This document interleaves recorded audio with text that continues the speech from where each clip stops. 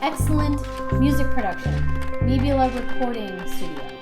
257 Nostrand Avenue, 38 bus, G-Train, 718-398-7312, extension 1. Brother Dewey, 11205. By the train station was a kind of multi-purpose building, post office, print shop, you can send things from there. There was supposedly a recording studio. It said it was a recording studio, but you couldn't see into it. You couldn't see what was going on in it. Yeah, it just has a giant marquee sign. It has these little pillars that say recording, live music, something. M.E.E.B.U.L.A. But it had periods between every letter, and they were all caps. During this time, I think we both kind of joked, what is that place about? But we didn't really know.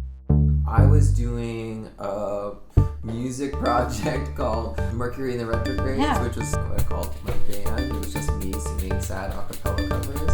I wanted to record cassette tapes with Jess. And Jess to be my music producer manager. I was really into this idea.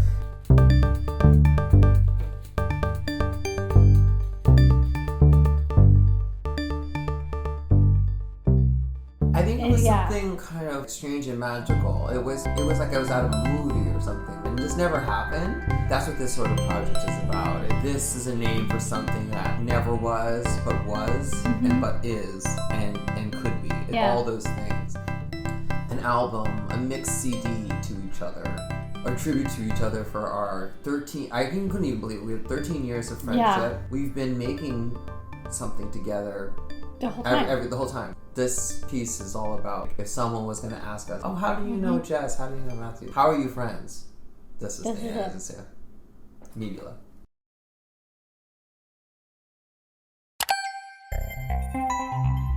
I met Jess in 2007 at Parsons for graduate school in fine arts, but we knew each other before. Sensed through the glass of our bedroom windows, across our small towns with the door closed. At first, they were just our dreams as D batteries, 4 of them shoved against a spring, negative to positive. Flicked on flashlight beacons, not bright enough to reach the sky. Flashing code, me here. We first met each other in person. We got to pick out our studios, and we picked studios that were adjacent to each other. Grad school, art school was a huge thing for me because I was so excited to go to a school where I just got to focus on only the thing I wanted to do with other people that only wanted to do it. I don't know, I feel like that's a recurring thread. Not just me, but in our lives. Like, who knows what's next? I was working in the art department, and I really reconnected, and I was like, I don't want to just live in New York. I want to make art, and I want to study art. We were both tinkering with video. Yeah. I was doing a lot of sound and sort of sound collage. Yeah. I don't know. I think it just came to us. And we said, why don't we collaborate on this? Now we're seeing the video. This is how it's going to work. And it fit. We knew it was right. Yeah, and I think we just trusted it. It was a roller coaster, but we did it together. That happened naturally by being in the school, but I wasn't trying to be taught by the school. The school was trying to teach you all this other things. But we found, I mean, it all carries into nightlife. As school ended, who knew what the next stop might be? We didn't.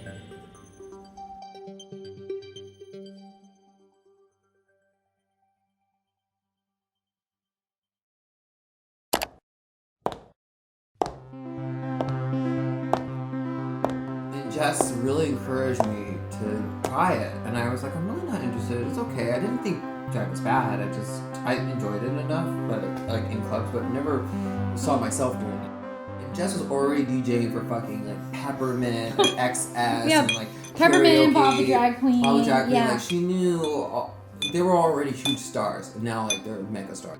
First performance I ever did in drag was for Macy. Untitled Debut Beauty was for Macy Rodman's Bath Salts. Macy Rodman was doing her show Bath Salts, which was like the quintessential punk, weird, dirty ass, amazing. Oh God, so incredible. At Don Pedro's.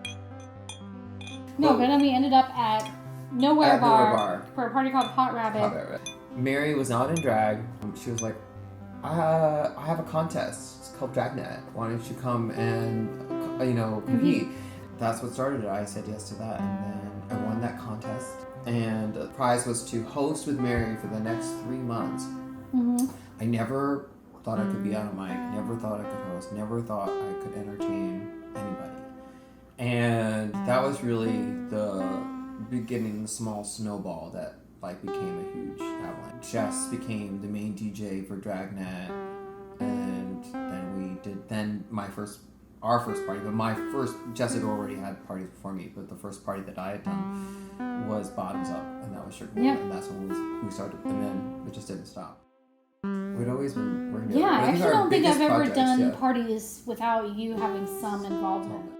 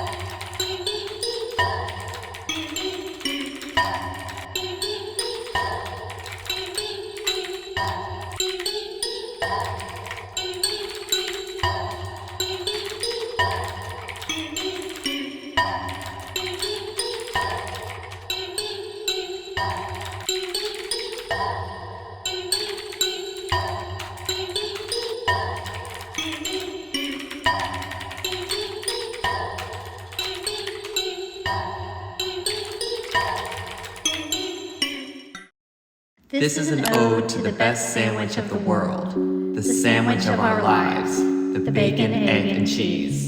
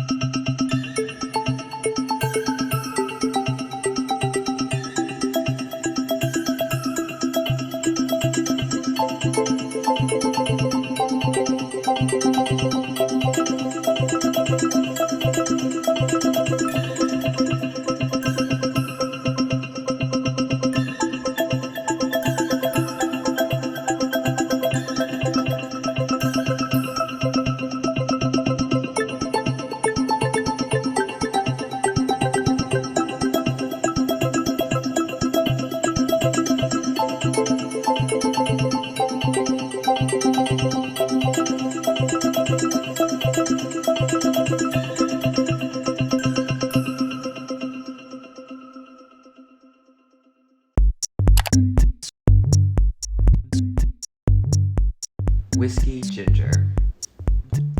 Since I never really went to bars or drank until I was about 25, I didn't know how or what to order when I went up to a bar. So Jess taught me. She showed me my favorite drink to this day, the whiskey ginger. That cream-colored, spicy, bubbly sweetness against the full-bodied bitterness of whiskey. Jess taught me Maker's Mark was good, the one with a signature red wax dripping cap, made for the perfect sip and the perfect high through the night. I had to stop ordering them because my teeth are bad to me, or rather, I'm bad to them. At one point, Jess and I shared a dentist, Dr. Frecking. Her office was 3 blocks away from Spectrum, the now fabled Brooklyn house party space of legend, which to mortal eyes would seem nothing more than a run-down dive house. But to vampires with a few sharp teeth, sucking candy and juice, is where we were outlaws, huddled and shrieking like bats. The heavy bass echoing, guiding our wavy wings along the fall and rise of our chests, until we stumbled out at dawn, the sun and the people heading to church offending our eyes. And I wonder, when Dr. Frecking peered into our mouths, did she see the good times? Did her bent mirror tool reflect us in the mirrored walls and blacklight and flecks of neon? Could she see us through the haze and immense heat, smiling, dancing, laughing, yelling, inhaling, sniffing, kissing, and playing? Could she make out our stamped hands, piles of discarded coats and purses, solo cups, darkness, the shoes, the blue light, the melting makeup? And was the black decay she scraped out the same as the car color of Bushwick car service? 5 minutes, ferrying our mostly dead bodies not to Hades, but to home? And would she look down on us, at the ghastly hollows we bore into our teeth, if she knew what emptiness we carried with us before we ever came together? Ones we tried filling in all sorts of ways, with white heat, white coke, white diamonds, white headlights, whites of our eyes, white sunlight ripping the dawn horizon, and now with the white overhead dental light. Would she dare ask, was it worth the cost of the $10 cover, the $25 car ride home, the $15 deli steak sandwich and chips, and the $2.75 MetroCard trip back to Meserole 3 blocks down the next day for a $700 root canal? We might consider it a couple seconds and suck hard on our last 3 remaining teeth and smile toothlessly and nod. Yes. Bell hooks, all about love. There's a whole case that she makes about friendship and this idea that we're not taught that friend love or platonic love is important enough to compete with family or romantic love.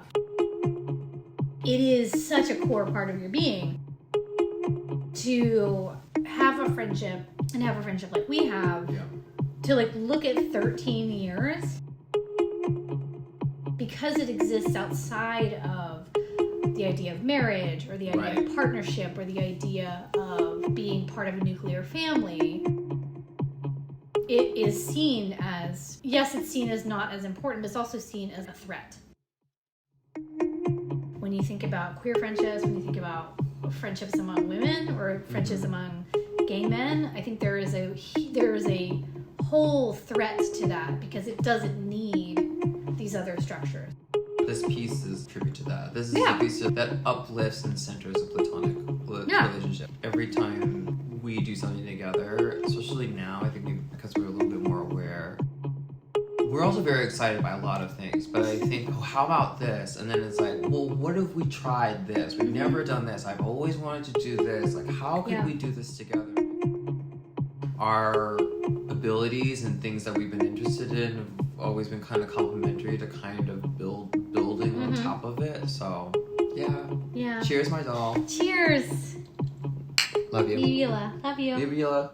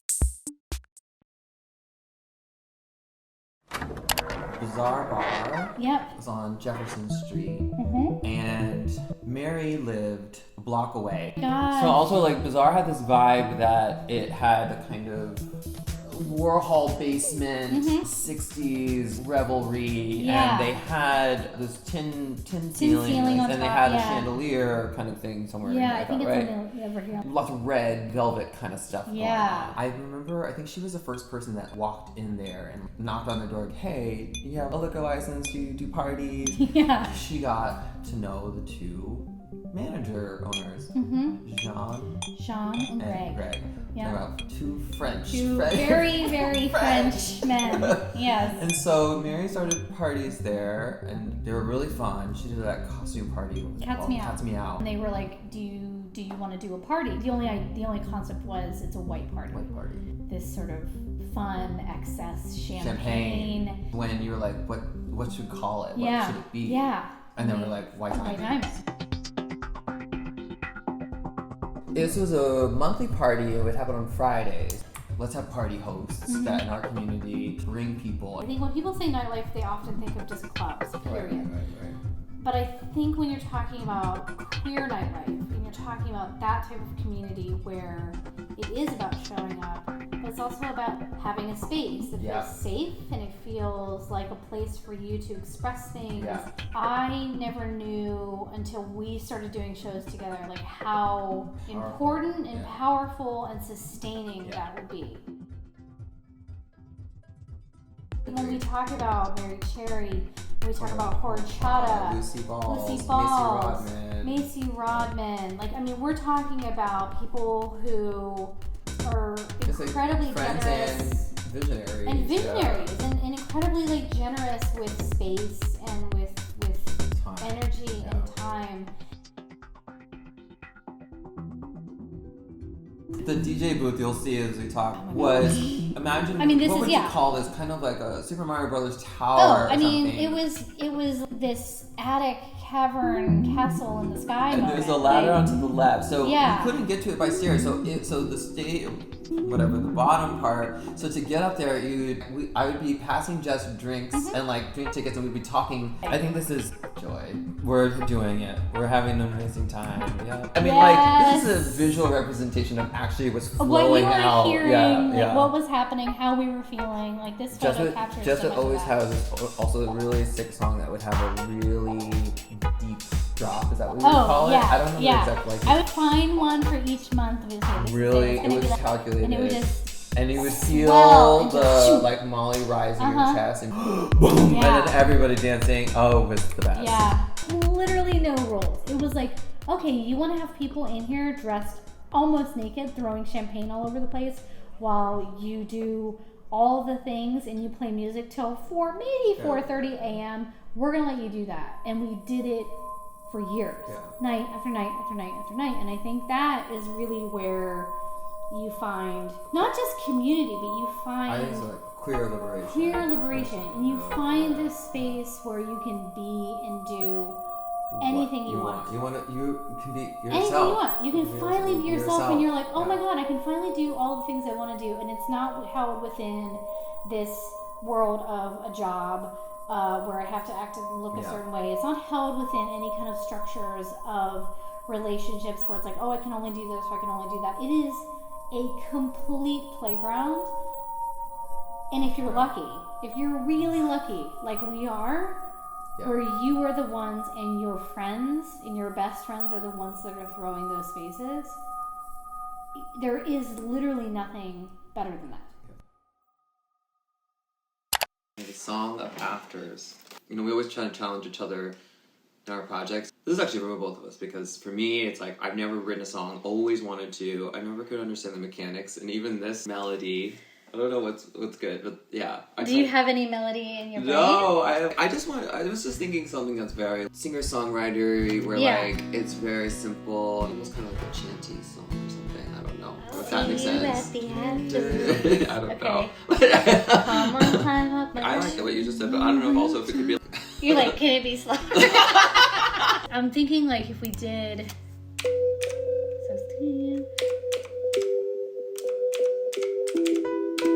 But a different.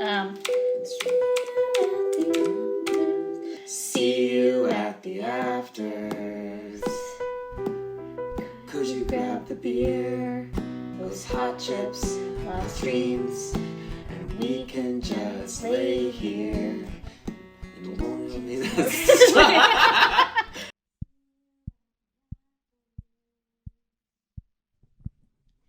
See you at the afters. Come on, climb up my ladder to our rooftop haven, asphalt and concrete. Take a seat right next to me. I'll see you at the afters. Don't worry though, it won't be dark much longer. The night is not over. In fact, we may have just begun at the afters. See you at the afters. Could you grab the beer, those hot chips and lost dreams, some coke and the cheer, and we can just lay here. Won't you tell me that story again? Can't promise I'll remember, but we'll both be high by then. I'll see you at the afters. See you at the afters. We don't know the who, the what, or why. Sun softening like butter on a toasted sky. May the summer dawn above the empty stairwells be a little gentler than we are to ourselves, sliding down the afters. Sunglasses, makeup, all cracked by the dawn. And who knows, whatever is next, help us at the afters. Last cigarette is just a desperate prayer to the goddess of last sips and a messy kiss, goddess of such momentary bliss. We don't care, we don't care. We don't know the who, the what, or why. Sun softening like butter on a toasted sky. May the summer dawn above the empty stairwells be a little gentler than we are to ourselves. We don't care, we don't care. Maybe because we're finally there at the afters.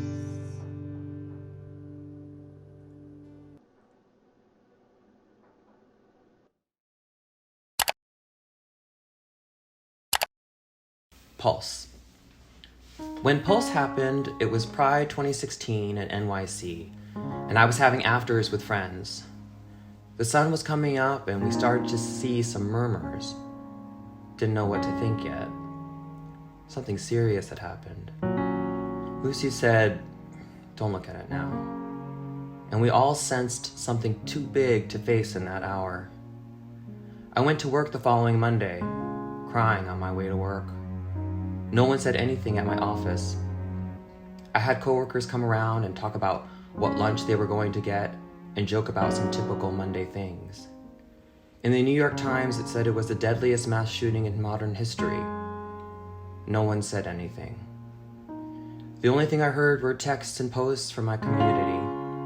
Outside, there was nothing.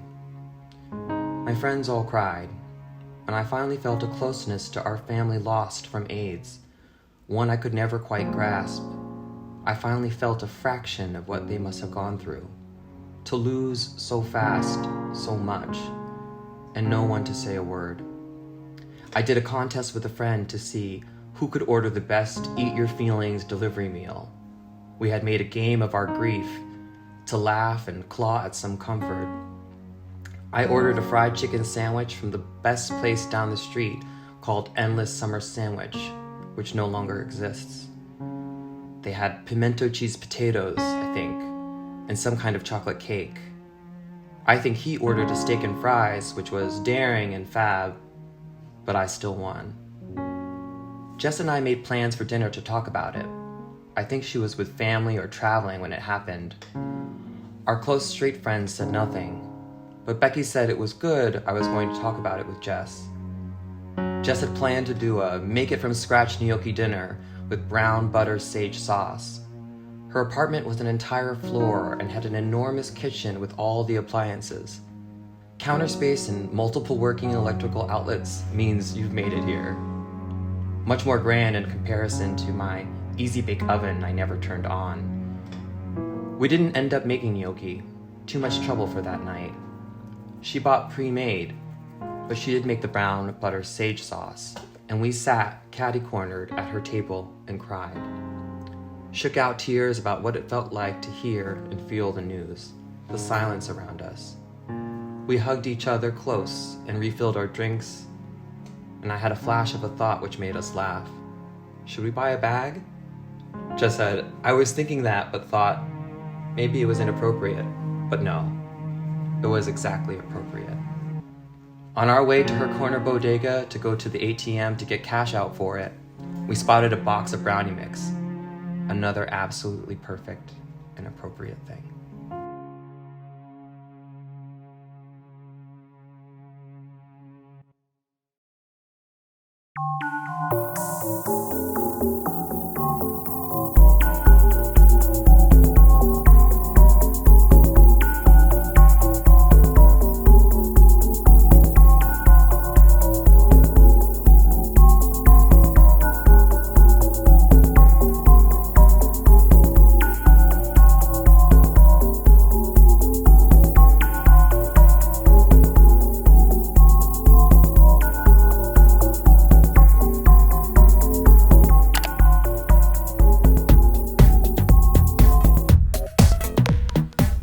Burning the CD, Rainbow Wheel of Death.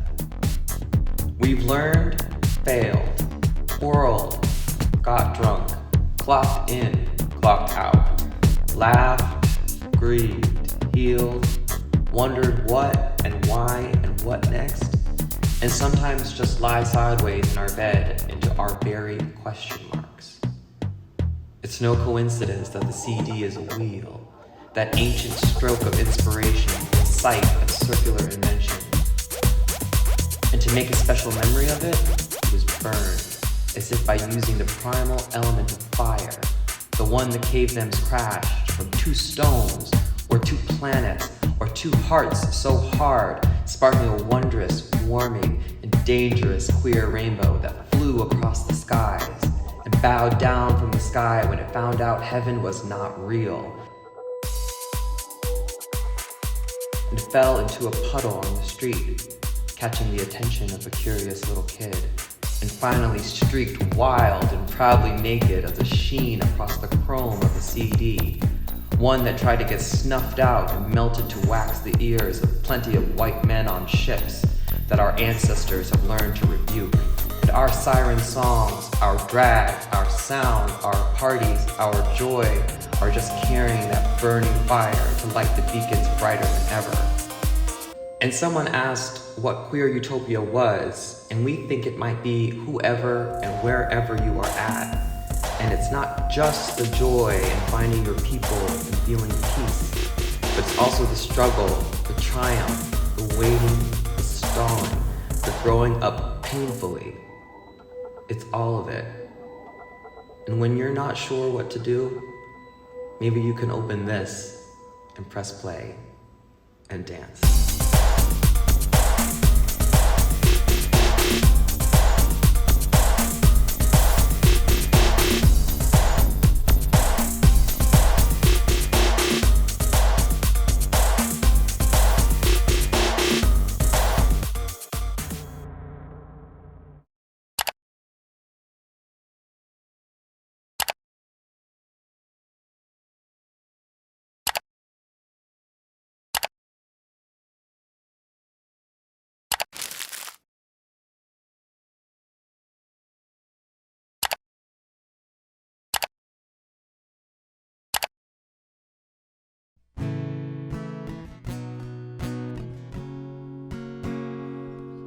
See you